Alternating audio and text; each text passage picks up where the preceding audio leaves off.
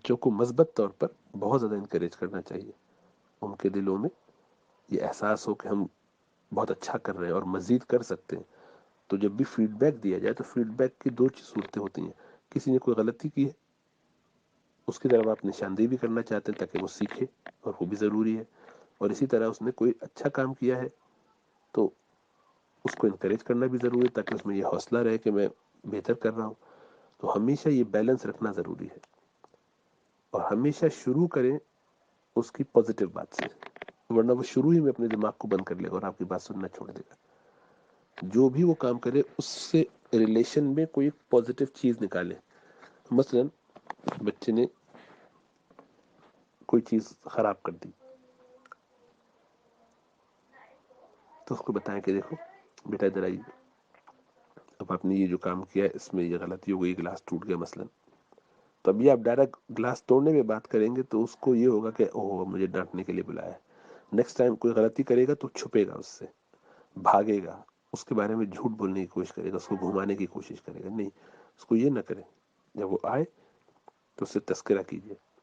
جب وہ آپ کے پاس آئے تو اس کو بٹھائیے یا بلائیے، تو اس سے کہیے کہ بیٹا آج آپ نے کوشش کی تھی مما کی ہیلپ کرنے کے لیے، امی کی اپنی مدد کرنے کے لیے، کھانا بنانے کے لیے. زبردست، تو بہت اچھی بات ہے. اچھا آپ ہیلپ کرنا چاہتے ہیں، دیکھو کتنی اچھی بات ہے، ہیلپ کرنا بہت ثواب کا کام ہے.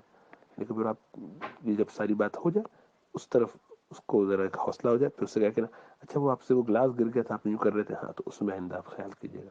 تو اس کو کیسے آپ سمجھتے ہیں کہ بہتر ہو سکتا ہے. یعنی اس بچے کو خود سوچنے کا موقع ہو، اس کو پتا ہو کہ میری غلطی پر مجھے کوئی دبوچ نہیں لے گا، فوراً مجھے مار پیٹ نہ شروع کر دیا جائے گا، بلکہ مجھے پیار سے سمجھایا جائے گا. ہمارے یہ ہے کہ اگر مارتے نہیں ہیں تب بھی کچھ نہ کچھ کمنٹ ایسا کر دیتے ہیں کہ جس سے اس کا دل ٹوٹ جائے. اس سے بھی بچنا چاہیے بلا وجہ.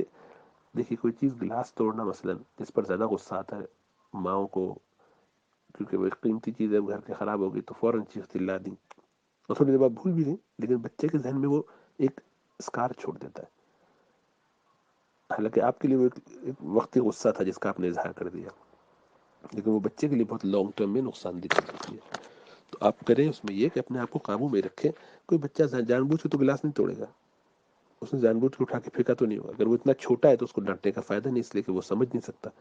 اور اگر وہ اتنا بڑا ہے کہ اس کو سمجھ میں آتا ہے تو وہ سمجھدار بچہ کیوں جان بوجھ کے توڑے گا. یقیناً غلطی ہوئی، یقیناً بے خیالی میں کیا ہے، بے دھیانی میں ایسا ہو گیا، اس کا مقصد یہ نہیں ہوگا. تو اس بچے کو اگر آپ کہیں گے تو وہ پہلے ہی اس کی وجہ سے پسیجا ہوا ہے، اس کو غم ہے کہ مجھ سے نقصان غلطی ہو گئی ہے. اب آپ اس کو مزید کہہ رہے ہیں تو کیا کرے گا.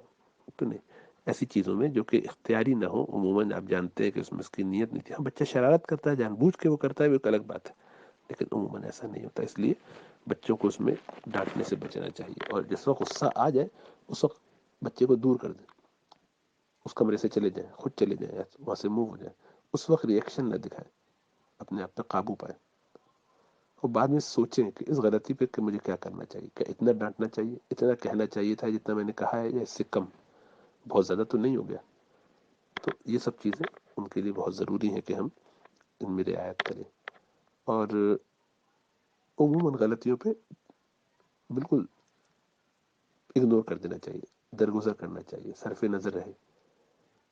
10 15 20 بار غلطیاں مستقل مختلف قسم کی ہو جائیں تو پھر بٹھا کے سمجھانا چاہیے. پھر اس کے بعد بھی ہوتی رہے تو کبھی ڈانٹا بھی جا سکتا ہے، روپ بھی رہے. بچے کو معلوم ہو کہ غلطی کرنے کی اجازت نہیں ہے لیکن ہو جائے گی تو مجھے کیا کرنا ہے، کیسے اس کو بہتر کرنا ہے، اس کی طرف توجہ دلائی جائے گی.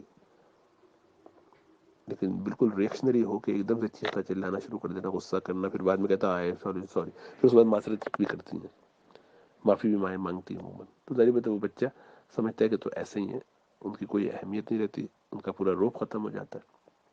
یہ نہیں کرنا چاہیے. غلطی سے بھی اگر ڈانٹ دیا وہ تو ڈانٹنا نہیں چاہیے، تب بھی اس کے بعد یہ نہیں کرنا چاہیے کہ بچے کو یہ لگے کہ وہ آپ کو حقیر و کمزور سمجھے آپ کی کوتاہی و غلطی کی وجہ سے.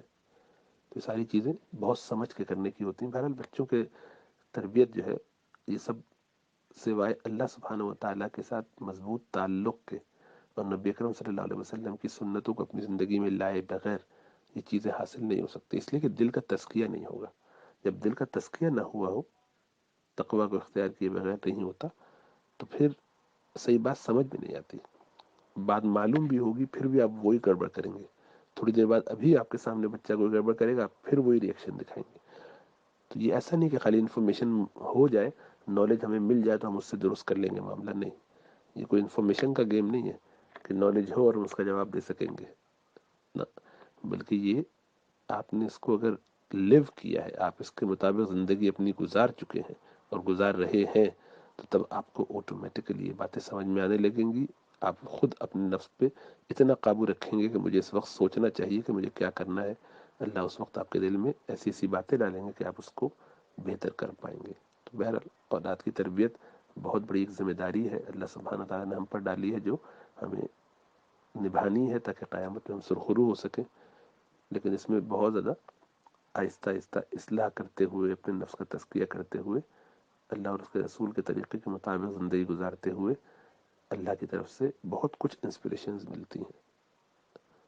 تو ذکر کیجئے، تسبیحات کیجئے، استغفار کیجئے، درود شریف پڑھیے، فرائض کو ادا کیجئے، کبائر سے بچیے، صغائر سے بچیے جتنا ممکن ہو، پھر دیکھیے کیسے اللہ نورانیت پیدا کرتے ہیں معاملات میں۔